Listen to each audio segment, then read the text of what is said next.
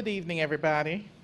My name is Patrice Perkins Hooker, and I am President-elect of the State Bar of Georgia, and I'm here to welcome you this evening as we resume our program. We have several of our panelists, and I'm sure the others will come in a moment. Maria Supporter is here. She will be here by the time she'll be back in by the time we get started with that part of the program. But I wanted to start us off. I'm here to do a couple of things, and one of them is to recognize the wonderful organizations and members who worked with us to put on this wonderful day of activities that started out this morning with kids from the APS school system, 11 schools coming, getting a chance to understand the fundamentals of voting, as well as to experience voting. We actually had voting machines set, and then we ended up registering.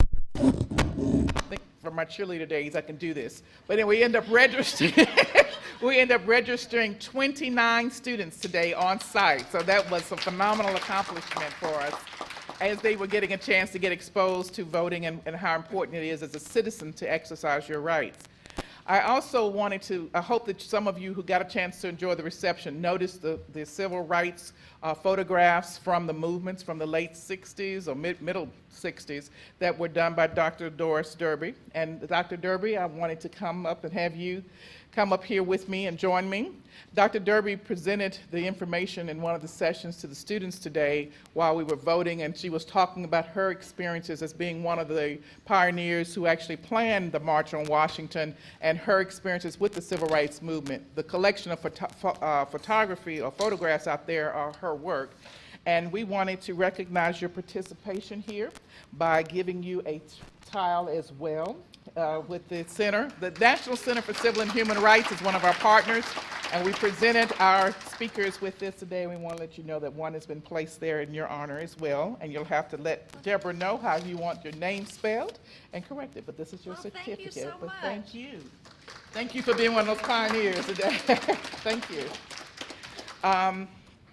The other thing I wanted to do is Rita Sheffy, can you come here, please? Maria, you can come on upstage. Come. You're gonna wait? Okay, you might be waiting. Rita, you have been our leader of this program, and we wanted to give you something that you would remember us by. This is a topiary plant, and it is shaped with a teddy bear and a vine. But it's something that you can remember your involvement in. Thank you for all of your work with us. Thank you very much. Thank you. And then, last but not least, I am thanking all of you for coming at the end of a very long day to hear some wonderful programs. These last couple of sessions have been phenomenal, and this session we expect to be just as well. We're going to be delighted to have Maria Supporter come back again.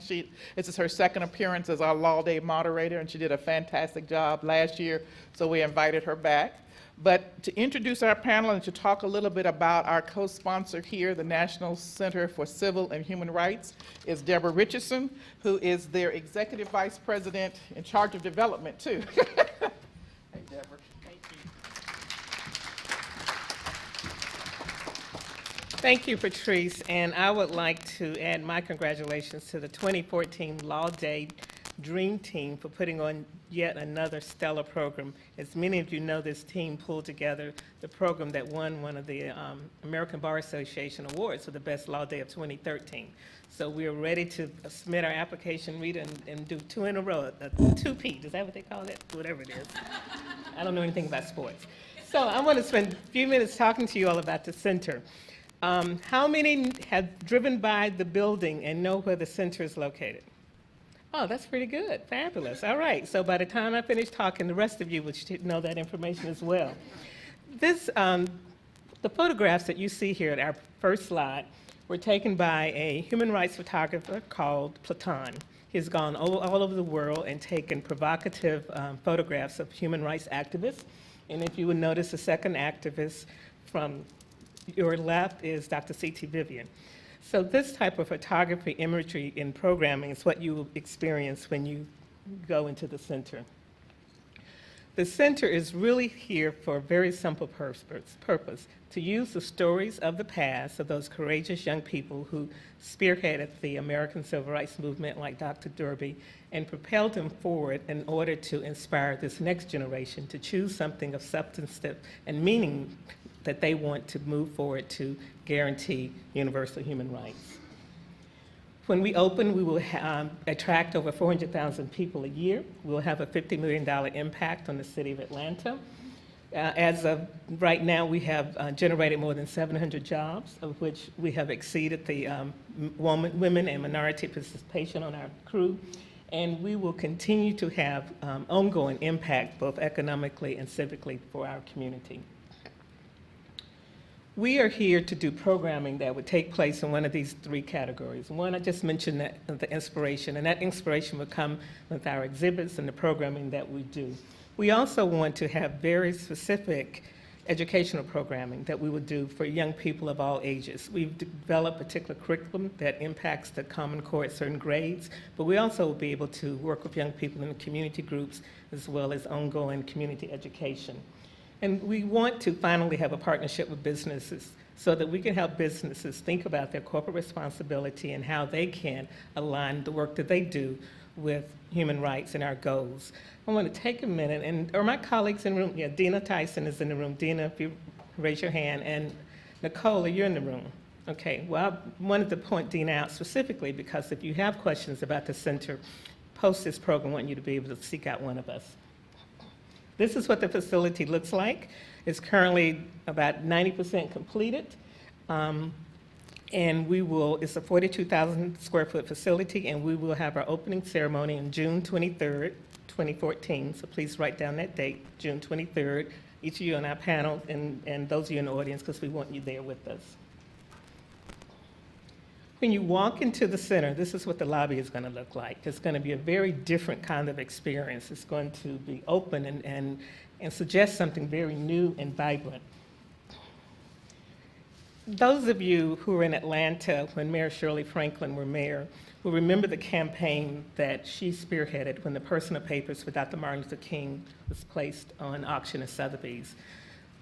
Mayor Franklin galvanized the citizens of the community, and she raised $32 million in 11 days to bring the King papers back home. They were gifted to Morehouse College, but the center has the display rights. So quarterly, we will rotate out various aspects of the papers in the center. For instance, we have the original I Have a Dream speech that you can see that he wrote in longhand. We have the original letter from Birmingham jail.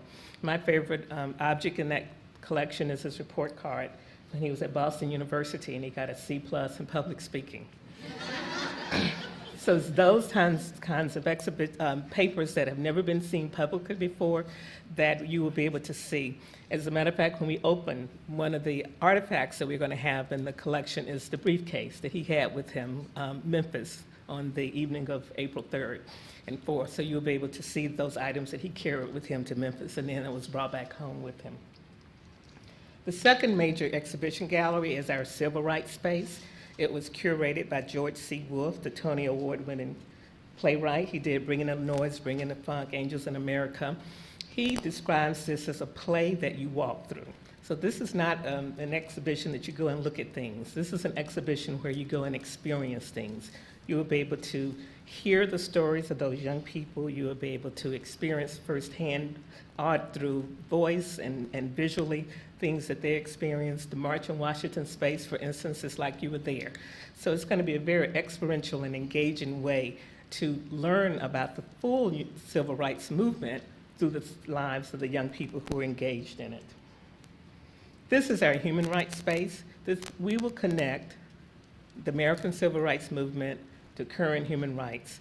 As many of you know, the strategies and tactics that were used in the civil rights movement has been adapted and continue to be moved in universal human rights movements. In Tiananmen Square, they used the same nonviolence strategies. When the wall came down in Berlin, they were singing, "We Shall Overcome." So you'll be able to see how the gift that the American Civil Rights Movement gave to human rights continues to be sustained. On this particular slide, these poles that you see have everyday objects, and it's going to tell the human rights story. For instance, it's going to have a chocolate bar, and it will talk about how the majority of chocolate, cocoa beans, is being picked by child labor in West Africa. It's going to have a smartphone and to talk about the titanium in our phone and how those minerals and how they're being harvested, causing the loss of lives every single day. And the point of that exhibition is to show how our purchases and our habits drive a lot of human rights injustices across the world, and what is it that we can do to make that difference. This is the Shared Accomplishment Gallery, where you will see what I spoke about earlier. These are huge TV screens. You will be able to see movements across the world and how people bonded together and banded together to fight for human rights. But we will also have, through our capacity and partnership with CNN, if there is something going on in the world, we can broadcast it within the center. So for instance, if we've been open a few months ago, we could have broadcast Mandela's funeral, for instance, in this space, so people could have experienced it. So it's not just about the past, but we're also going to be able to talk about current events. So you saw what Dr. Derby, the State Bar Association, and this committee gave Dr. Derby a towel. You have the opportunity to purchase one yourself. We have brochures that are on the end of every table. And we hope that you would think of a way that you would honor someone in your life if you will provide an opportunity to have your name placed there. So when future generations come, they'll see your name and know that you were a part of the center. So this is a once-in-a-lifetime opportunity to be part of something very permanent. And this is a representation of what the tile wall would look like. It would be very artistic, very engaging, and those individual tiles would be engraved with how you wish.